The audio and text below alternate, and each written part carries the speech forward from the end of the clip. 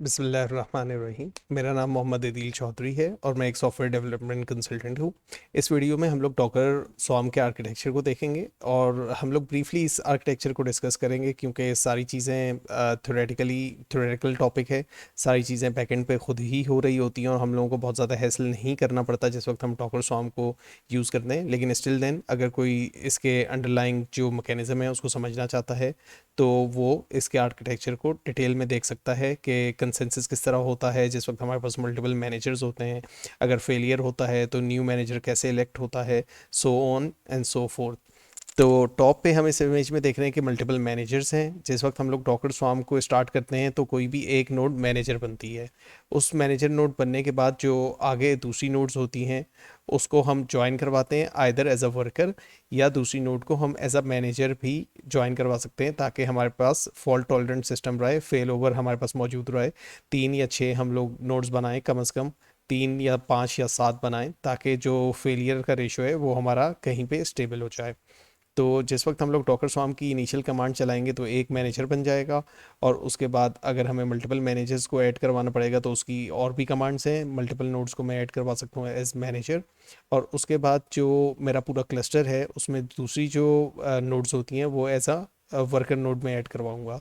ये worker node आपस में बात कैसे करती हैं, इनका एक अपना ओवरले नेटवर्क होता है। और अगर मेरी कोई माइक्रो सर्विसेज हैं वो मल्टीपल नोड्स पे चल रही हैं, कुछ कंटेनर सर्विसेज एक नोड पे हैं, कुछ कंटेनर सर्विसेज दूसरी नोड पे हैं, वो आपस में कम्युनिकेट कैसे करेंगी, ये सारी मैनेजमेंट डॉकर स्वार्म खुद कर रहा होता है ओवरले नेटवर्क क्रिएट करके।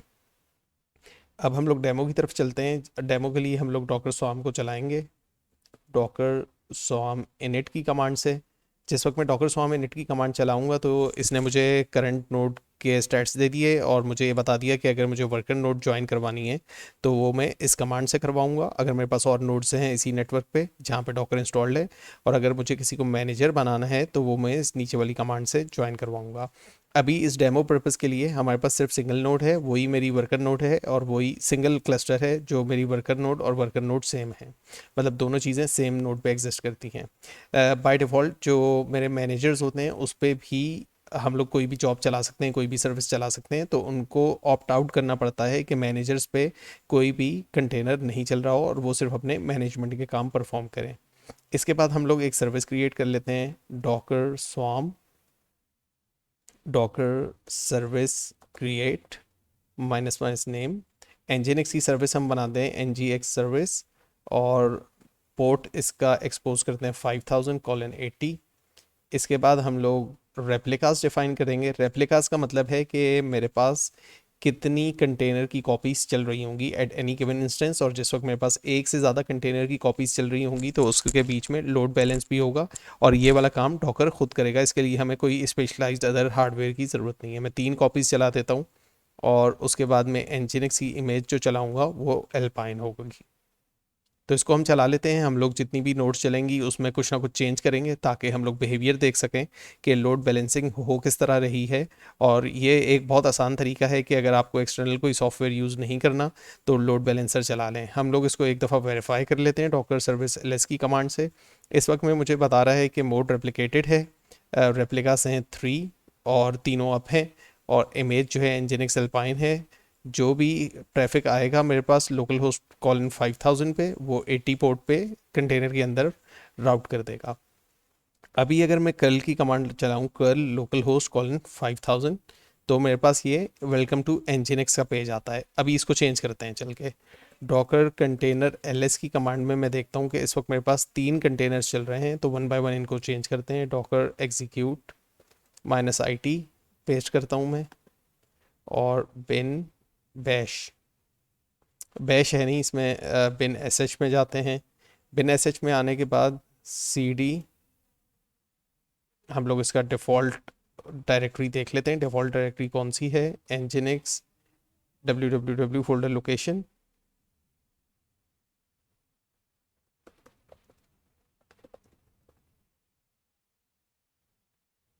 यूज़र शेयर nginx html जो है वो इसकी लोकेशन है। C D user share nginx html, यहाँ पे मैंने ls किया तो इंडेक्स की फाइल है, यहाँ पे मैं एको करता हूँ, एको दिस इज़ नोड 1 और हम इसको index.html में एंटर कर देते हैं।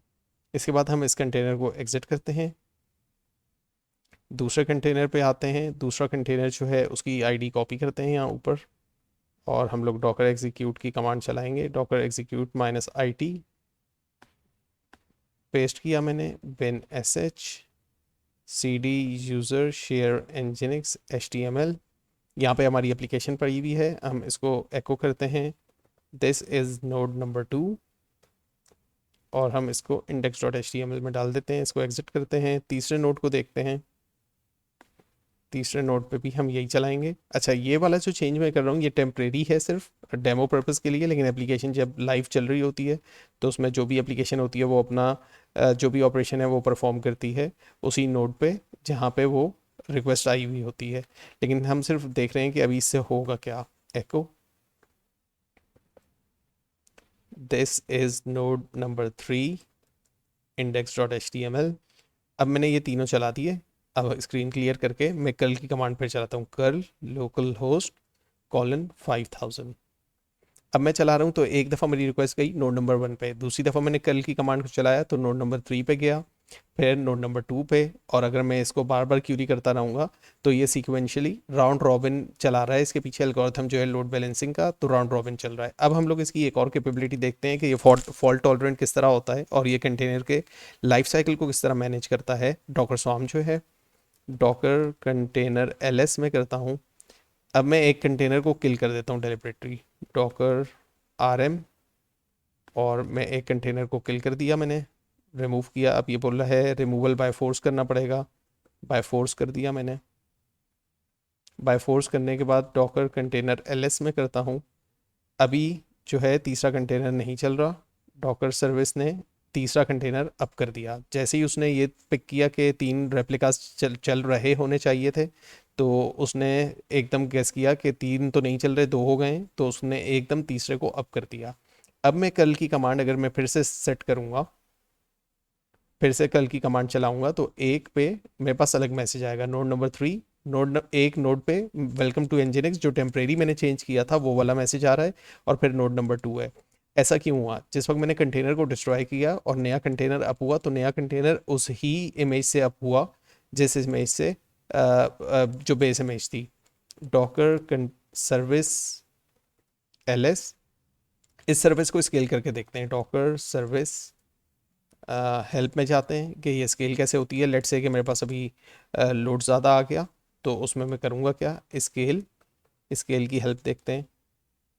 यूसेज जो है स्केल में सर्विस देना है और उसके रेप्लिकास देने हैं। सर्विस का नाम है हमारा nginx svc = 2। मैंने इसको स्केल डाउन कर दिया स्केल अप करने की बजाय। अभी हम देखते हैं कि इससे फ़र्क क्या पड़ा। डॉकर कंटेनर ls, तो यहाँ पे अब मुझे 2 कंटेनर नज़र आ रहे हैं, और डॉकर सर्विस ls में कर रहा हूँ तो यहाँ पे रेप्लिकास जो हैं वो 2 हो गए। तो हम लोग ऑटोमेटिक तरीके से ऐसे रूल डिफाइन कर सकते हैं कि किस वक्त सर्विस को अप करना है और किस वक्त सर्विस को डाउन करना है। लेट्स से कि मेरे पास अभी एप्लीकेशन पे लोड बढ़ गया और मेरी एप्लीकेशन जो है वो बहुत ज़्यादा ट्रैफिक को एंटरटेन कर रही है, तो मुझे इस वक्त एट दिस पर्टिकुलर इंस्टेंस मुझे इसको 5 पे स्केल करना है।